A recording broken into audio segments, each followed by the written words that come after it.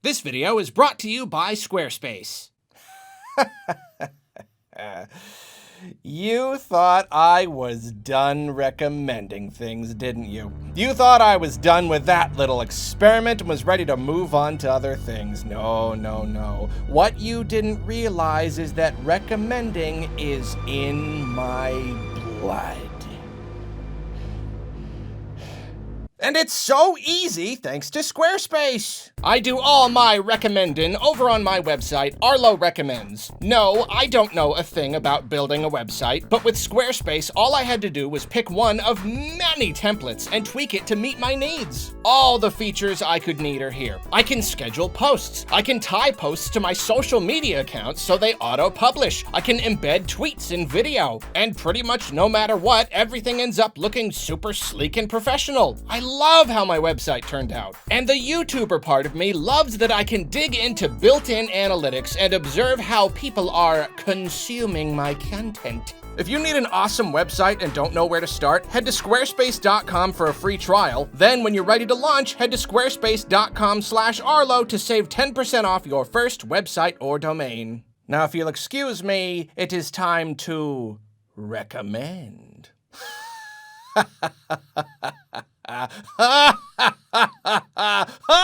Ooh, this muffin recipe is good. You bet the table? 2017 was a very good year for Nintendo, and of course, for Nintendo fans. I mean, it was probably like the best possible launch year you could ever hope for a system. I mean, come on, big, giant, incredible new Zelda game as a launch title, and then like through the whole rest of the year, Mario Kart 8 Deluxe, Splatoon 2, Xenoblade, just so many big titles. Big titles, or at least very notable ones. And then a brand new Mario to cap the whole year off. No, it was a really, really good year. And the third parties and indies certainly weren't bad. But the thing about this is, like, that first year, it did have some good, third-party releases.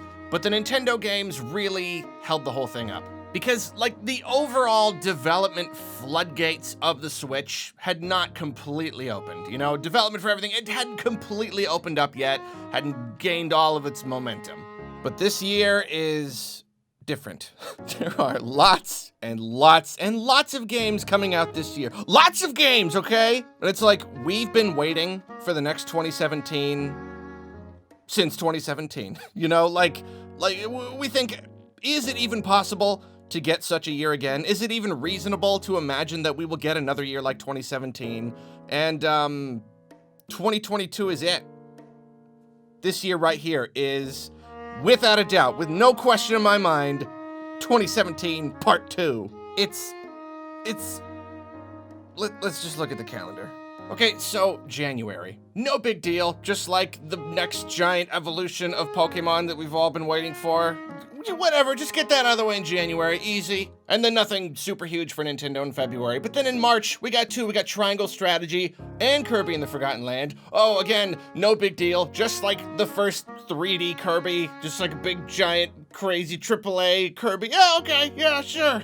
April, also 2 games, Advance Wars Reboot Camp and Nintendo Switch Sports, which was just announced, so 2 games that month, okay, yeah. And again, as far as I know, nothing in May, but then June, Mario Strikers Battle League, which, no big deal, just like a return to a series that a lot of people really liked and thought would probably never come back. Okay, sure. And then Fire Emblem Warriors, 3 hopes, 2 more games in 1 month. And then beyond that, we don't have solid dates for anything, but we know Splatoon 3 is gonna be summer, so it's probably gonna be, July or August. September, Xenoblade Chronicles 3. Oh, no big deal, just another big, giant, huge, crazy RPG. And sometime we're getting Bayonetta 3, the game that people have been waiting for, what do you know, since 2017. Then also sometime, a little game called the sequel to The Legend of Zelda Breath of the Wild. They should pull a Square Enix and just keep that title.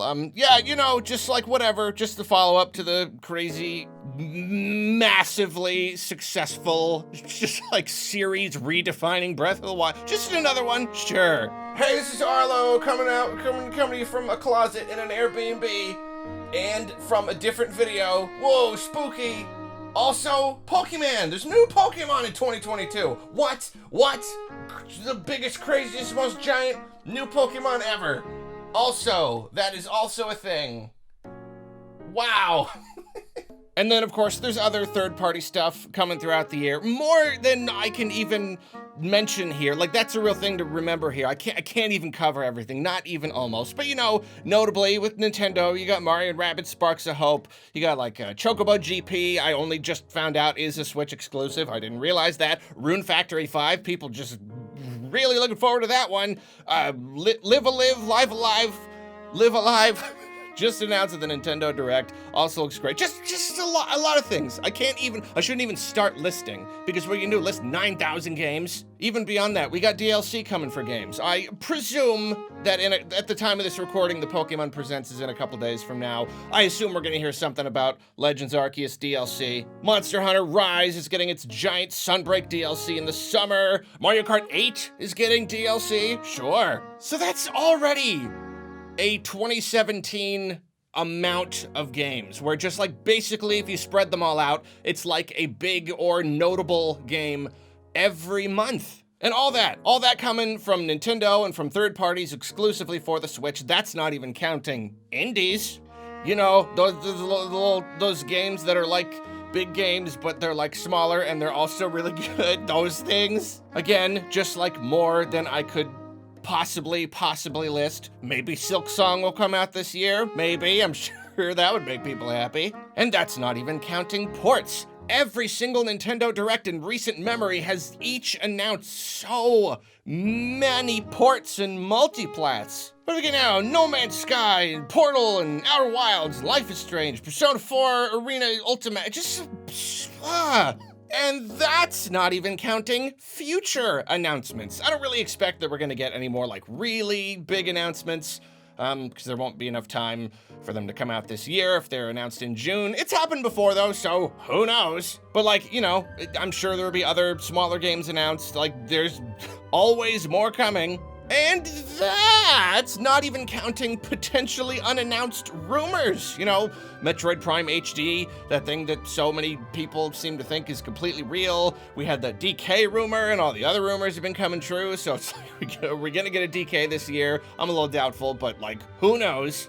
And that is not even counting non-Nintendo games. Like, that's all just Nintendo, but I feel like I gotta mention Horizon Forbidden West just came out, and then a week later, Elden Ring. Just two massive games. You got more stuff coming from Sony this year. Ghostwire Tokyo's finally coming out. God of War Ragnarok. Really huge deal from Sony. And then Microsoft, Starfield. Like, basically the next Elder Scrolls style game that people have been waiting for forever, that's also gonna take hundreds of hours of our lives. Like, okay, that too, sure. Microsoft's also doing Tunic, been waiting for that for a lot of years, and then just so much other third-party stuff.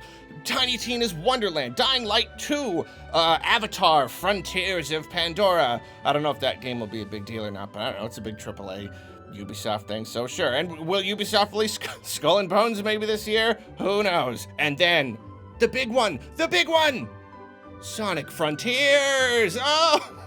So yes, 2022 is the next 2017. Yes, it is, absolutely is, and it feels really good to say that. And here's the thing, 2022 really is the sequel to 2017, because Breath of the Wild, Xenoblade, Fire Emblem Warriors, Mario & Rabbids, what's the other one? Splatoon 2!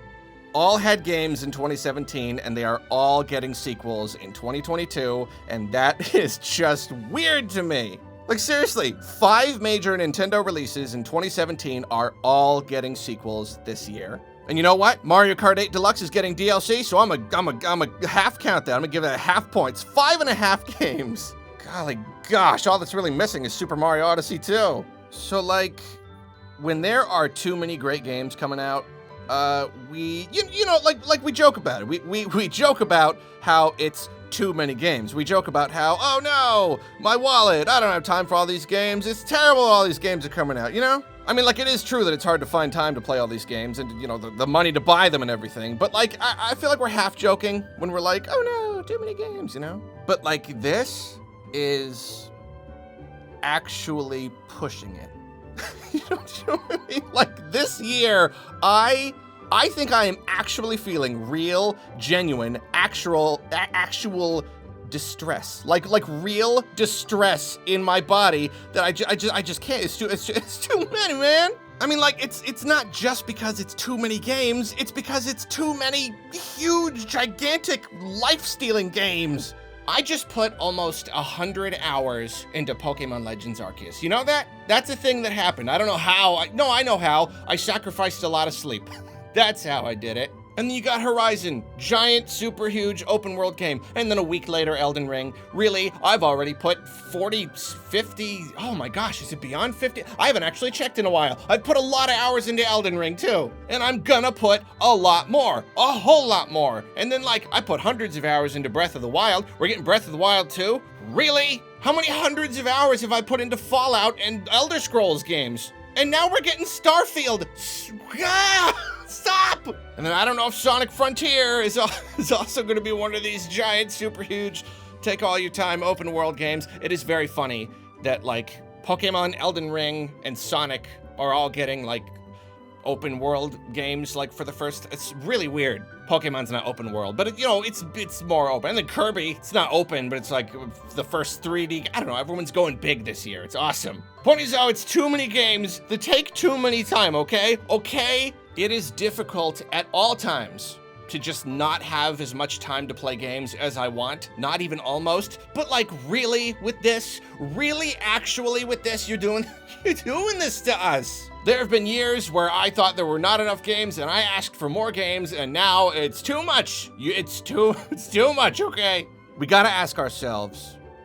We don't gotta ask ourselves. Not everybody likes all this speculation stuff, but I wanna ask myself, why is this happening? Like, really?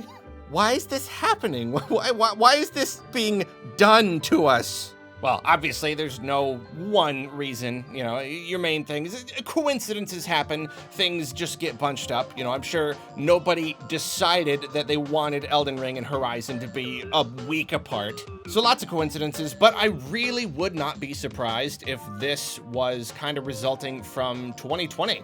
A lot of people were unable to work. A lot of games, got delayed, and we have no idea how much they were being worked on. And is it possible that this is all of them kind of finally getting back going and clumping together again? Does that even make sense? I don't know, maybe. And then like in Nintendo's case, if we've had some years with like very, very few notable games, and then like all of a sudden a year like this, like what's the deal? Well, I really wouldn't be surprised if this was just kind of a natural occurrence in the Switch's life. I mean, this is all pure speculation, of course. But what if they just put a whole ton into that launch year, and then after that, things kind of slowed down for a bit. They were slowly launching all the stuff that they were working on, leading up to launch. And then they got new projects going, and that's taken a while to get, and now it's been 5 years overall. It's enough for just like another cycle of like, just like a wave of games, Hence all the sequels that we see, those teams, if they did that thing, and then they maybe did a thing in between, or if not, they just went right to the other thing. But here you go. It's them doing those things, but again. And also, like, the Switch is the hybrid model. They're only developing for one system now, and they know how important it is at this point to just keep selling us games. As we've talked about in the past, like with the Wii, Nintendo just kind of, the system was successful and it sold, but then instead of selling to that giant install base, they kind of just sat back and took royalties from all of the third-party games because they were selling like just a ton. But recently, President Furukawa actually mentioned, I love this guy sometimes. He mentioned that he knew the install base would not grow forever, They're not deluding themselves, it will eventually slow down. And he knows that now it's important to just keep selling to that install base. And with numbers like the Switch has, games are so much more likely to be successful and make a ton of money. So theoretically, this could have been something of a planned effort on their part of just like a cycle, a wave of games and how to support their system. Whatever the case, it's absurd. It is absolutely absurd. And I gotta say, 2022, I'm talking to 2022. 2022, from the bottom of my heart, I would like to say, stop, please. Stop, please, no more. The year was already so full, so I didn't think the February Direct was gonna have much at all, and instead it still just announced a million different games. And the next few Directs of the year cannot have any more games. They just can't, you know? you can announce next year's games, that's fine, but you talk to the third parties and Nintendo and everybody, okay? 2022 or Nintendo or whatever, just don't anymore. Love, Arlo.